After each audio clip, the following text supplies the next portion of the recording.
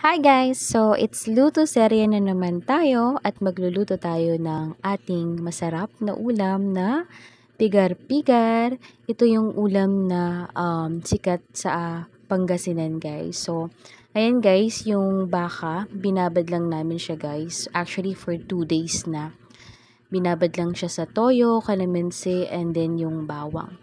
And then later on guys is ipiprito na natin siya guys. So, hindi siya actually totally yung talagang pagluluto ng pigar-pigar ng Pangasinan. So, lutong bahay lang talaga to. So, yan.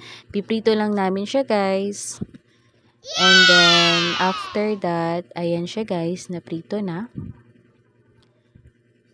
And then, ito yun guys, yung ilalagay natin later sa pigar-pigar is yung repolyo. So, ayan guys. So, nilagay na natin ng repolyo. Siyempre kanina, ginisahan din yan ng sibuyas. And then, ayan, nilagyan lang siya ng magic sarap para magkaroon ng lasa yung ating pigar-pigar. Then, yan guys. Kainan na. Thank you so much for watching. Bye-bye!